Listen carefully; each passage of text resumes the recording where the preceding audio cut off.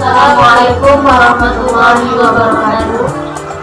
Perkenalkan, nama saya Nusrul Fatimah, NIM 19112459 dari Prodi Pendidikan Agama Islam 3C. Dan perkenalkan teman saya, Nama saya Nur Abdul Tafia, NIM 19112498 dari Prodi Pendidikan Agama Islam 3C. sebelumnya yang terhormat dosen pengampu mata kuliah Akidah Akhlak Bapak Dr. Nur Habibullah MPDI dan teman-teman semua. Baiklah, di sini kami akan sedikit menjelaskan materi kami yang berjudul Akhlak Terpuji dan Akhlak Tercela. Yang pertama, perilaku terpuji. Perilaku terpuji adalah perbuatan yang baik dilakukan seseorang kepada orang lain karena memberikan dampak yang positif kepada orang lain sehingga patut dicontoh dan diamalkan pada keseharian kita. Sedangkan perbuatan yang tidak terpuji adalah perbuatan yang tidak baik kita lakukan kepada orang lain karena memberikan efek yang negatif kepada orang lain sehingga sangat tidak layak untuk ditiru dan diaplikasikan dalam kehidupan kita sehari-hari. Untuk perbuatan tercela akan dijelaskan oleh teman saya. Yang kedua, sikap tercela atau akhlakul mazmumah. Dapat juga disebut dengan istilah akhlakus sayyi'ah, artinya sikap dan perilaku yang dilarang oleh Allah Subhanahu wa Ta'ala atau tidak sesuai dengan syariat yang diajarkan oleh Rasulullah SAW. Untuk itu, sikap dan perilaku semacam ini harus ditinggalkan oleh siapapun yang ingin menjadi umat Nabi Muhammad SAW. Perilaku tercela adalah suatu perbuatan yang hukumnya haram bagi yang melakukan perbuatan itu atau perbuatan tercela karena dapat merusak hubungannya dengan relawannya maupun sesama manusia. Baiklah, ini kami akan langsung menjawab pertanyaan-pertanyaan dari teman-teman semua tentang akhlak terpuji dan akhlak tercela. Pertanyaan pertama, ghibah adalah salah satu sifat yang paling tercela. Di sini dan coba jelaskan bagaimana cara kita mengatasinya. Cara kita mengatasi ghibah sesuai ajaran Islam ialah berkumpul dengan orang soleh, menjaga lidah, menyadari bahwa ghibah adalah perbuatan buruk, mengingat kebaikan seseorang, memperbanyak berpikir positif, dan saling mengingatkan. Pertanyaan selanjutnya, dengan pertanyaan apa penyebab seseorang bisa melakukan sifat tercela itu dan bagaimana cara menyadarkan seseorang agar tidak melakukan perbuatan tercela tersebut. Jawabannya, penyebab seseorang melakukan sifat tercela yaitu 1. Tabiat manusia. 2. Pendidikan rumah serta lingkungan kemasyarakatan yang buruk. 3. Salah memilih teman bergaul. 4. Hawa nafsu. 5. Kurangnya saling menasihati atau sombong dan tidak mau menerima nasihat. 6. Minimnya rasa malu. 7. Lalai dari aib yang ada pada dirinya. 8. Minimnya memikirkan alam akhirat. Dari cara menyadarkan seseorang agar tidak melakukan perbuatan tercela, yaitu 1. Merasa diawasi oleh Sang Maha Pencipta. 2. Menganggap perbuatan buruk sebagai tindakan merugikan. 3. Hindari lingkungan yang tidak sehat. 4. Bangun kekerabatan dengan orang-orang yang baik, terutama yang memiliki ilmu agama. 5. Sadari bahwa setiap perbuatan akan dimintai pertanggungjawaban. Pertanyaan selanjutnya, bagaimana cara menghilangkan sifat tercela? Cara menghilangkan sifat tercela diantaranya dengan cara memperbanyak beribadah, biasakan berbagi, selalu bersyukur atas nikmat Allah, memahami keterbatasan manusia, menjaga silaturahmi, introspeksi diri, dan memelihara perkataan baik. Baiklah, pertanyaan selanjutnya, mengingkari janji yang tidak sesuai dengan keinginan termasuk akhlak tercela apa tidak? Jawabannya iya, karena dalam Islam hukum berjanji adalah mubah, sementara hukum menepati janji adalah wajib.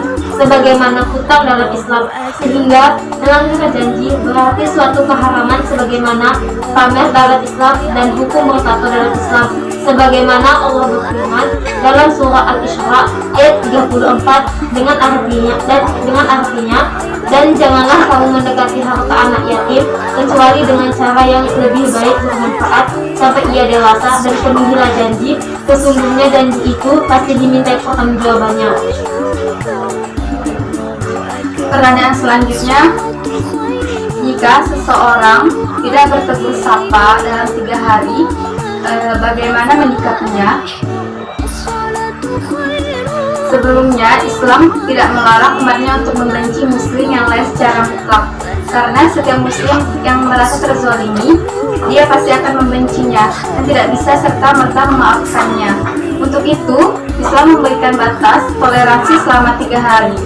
Jika dalam 3 hari tersebut sesama Islam tidak saling memaafkan atau bertegur sapa, maka kita sesama muslim akan mendapat ancaman. Yang pertama, ancamannya ialah sebab tertahannya amal. Yang kedua, ancaman neraka bagi orang yang tidak bertegur sapa melebihi 3 hari. Dan ancaman yang ketiga ialah orang dosanya seperti menumpahkan darah saudaranya sendiri. Baiklah, pertanyaan selanjutnya, apa saja yang dipelajari untuk mendapatkan sifat-sifat terpuji dan menghindari sifat tercela?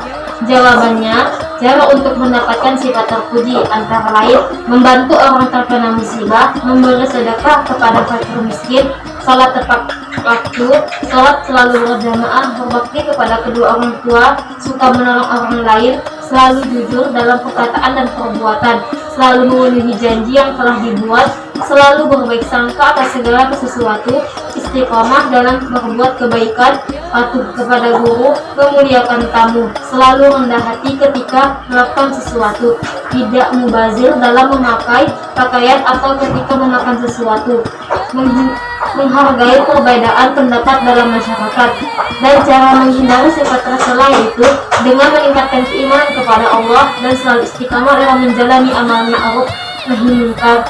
Orang yang kuat imannya tidak akan mudah untuk melakukan perilaku tercela, karena perilaku tercela merupakan perilaku yang dilarang dalam agama Islam. Pertanyaan selanjutnya, apa penyebab seseorang bisa berperilaku sifat tercela? Faktor penyebab seseorang berakhlak tercela ialah tabiat manusia. Yang kedua, pendidikan rumah serta lingkungan kemasyarakatan yang buruk. Dan yang ketiga, salah dalam memilih teman bergaul. Yang keempat, hawa nafsu. Yang kelima, kurangnya saling menasehati. Yang keenam, minimnya rasa malu. Yang ketujuh, lalai dari aib yang ada pada dirinya. Yang kedelapan, minimnya memikirkan dalam akhirat.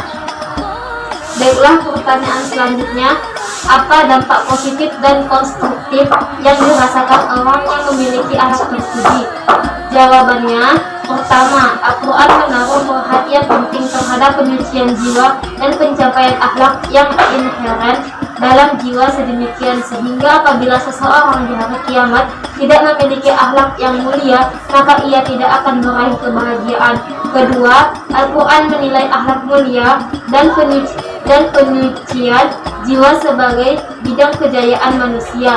Sebaliknya, akhlak buruk dan dosa-dosa sebagai penyebab kerugian yang penderitaan manusia. Konstruktif melenyapkan kebahagiaan, kebencian, menarik kecintaan Tuhan dan manusia, mengeliminasi kelalaian, mudahnya perhitungan. Pertanyaan selanjutnya, berikan contoh sifat terpuji. Contoh-contoh sifat terpuji. Yang pertama ialah amanah. Amanah merupakan salah satu sifat terpuji yang dimiliki oleh Rasulullah SAW yang harus dicontoh oleh kita setelah umatnya. Yang kedua, sidik. Sidik juga merupakan salah satu sifat terpuji yang dimiliki Rasulullah SAW. Yang ketiga, adil. Adil adalah merupakan setiap hak kepada pemiliknya tanpa pilih kasih atau membeda-bedakan. Yang keempat, sifat memaafkan. Kita sebagai seorang muslim harus menyadari bahwa siapapun sebagai manusia pasti mengalami kesalahan dan kekhilapan. Yang kelima, tolong menolong. Tiada ada manusia yang dapat hidup berdiri sendiri tanpa memerlukan bantuan orang lain, walaupun setinggi apapun jabatan yang dimilikinya dan sekaya apapun harta yang dipunyainya. Baiklah, pertanyaan selanjutnya, bagaimana cara menerapkan sifat terpuji dan cara kita untuk menghindari sifat tercela?